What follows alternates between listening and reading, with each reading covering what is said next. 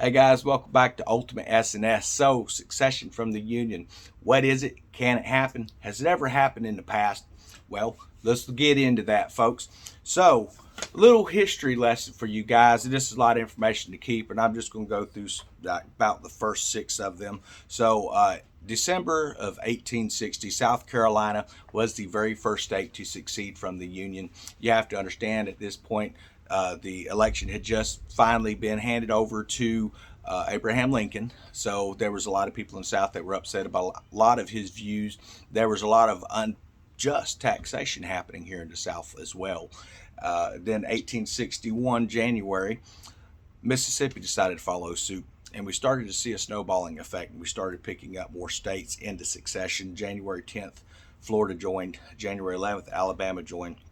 Then a week later, Louisiana ended up joining in with them as well as the sixth state, and Texas was the seventh state on February 1st, 1861. And before Abraham Lincoln actually took office, Texas had a lot of our military generals and stuff like that there, and they began absorbing part of the Union armies into the Confederacy.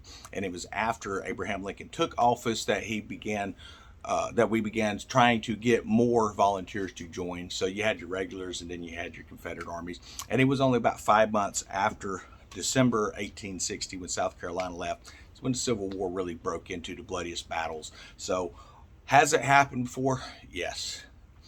Should it happen again? Only if you want another Civil War, folks. That's basically the way it is.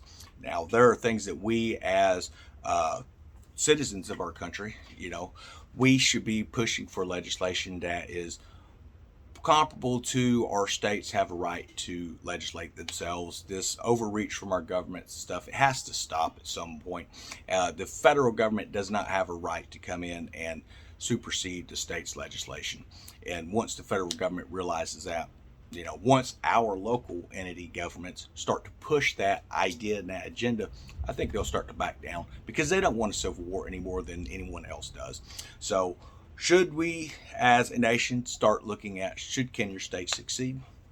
History is not kind to states that succeed, and that I think that is even something we're seeing now. So when the USSR collapsed, a lot of these countries like that we're seeing now over in Ukraine, they were actually part of the USSR at some point, and they are now their own entity. But Russia wants to reabsorb that. So that's basically what you run into in a succession type of a situation. They're not going to let the state succeed because they rely on a lot of these states for taxes and stuff like that. Plus, it's all about a big power thing when it comes to the federal government. And understand that the people in the administration, they do the best they can, but the presidential administration that we have today, this should be proof of it to everybody. Somebody at the top, whoever that is actually running everything, because there's no way that Joe Biden is running anything. The guy can't even remember when someone shook his hand last. We just seen that in a video. Schumer shakes everyone's hand. Joe Biden then raises his hand to shake again, and just standing there completely clueless of what's happening. So,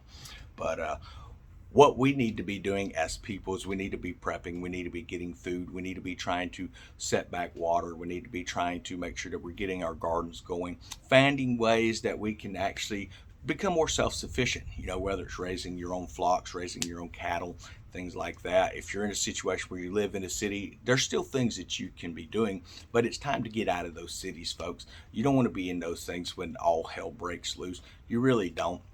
You see it all the time when one side feels that they're being treated unjust.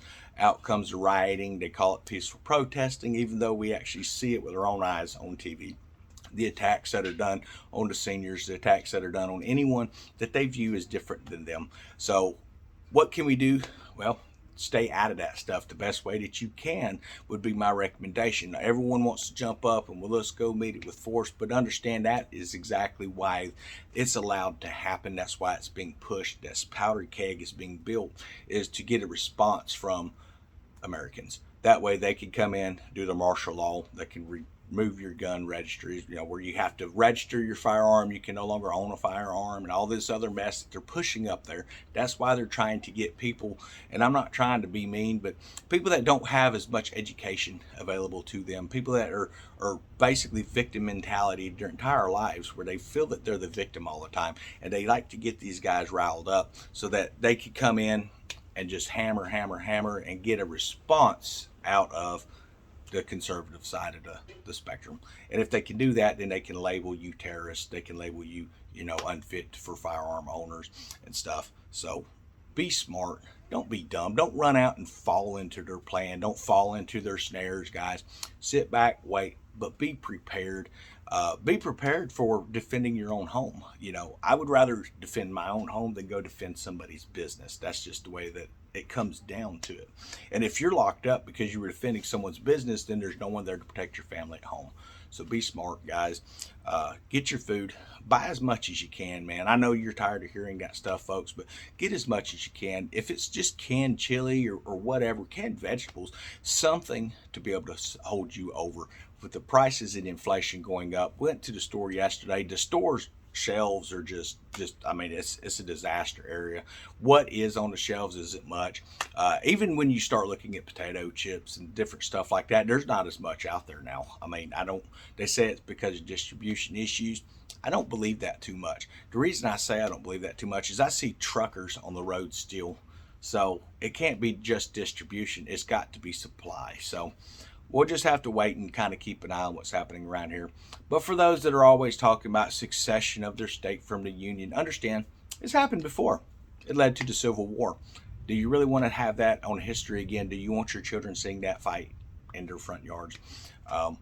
And the fact is, the states will not succeed from the Union. There's only a few that actually could hold their own. Texas would be a big one. And I think most of the southern states, if this was to ever happen, it would be just like it was before. You'd have your 13 colonies join back in. So I don't think that that's the avenue we need to take. What we need to do is we need to start voting based off of the position of a candidate. Are they a constitutionalist? If they are, vote for them. If they're not, then it's time to vote those people out. And for those that are living in those liberal states that are stuck up there with these liberal votes, it's time for you to move out and get the heck out of those areas. If you're going to succeed from anything, here's the way I look at it. The liberal states should be the one to succeed. They should be the ones actually cut off from the rest of the nation. They're not following along with our Constitution. So if they want to have a gun-free zone or whatever, that's fine. Put up a big wall around California and have your gun-free zone, guys. Go for it. Same with New York. You contribute nothing. You absolutely contribute nothing from your state. You're take, and then want to leave your state and come to our state, start pushing your liberal agendas. And we're kind of tired of it. So stay in your own backyards, folks. Have a great day.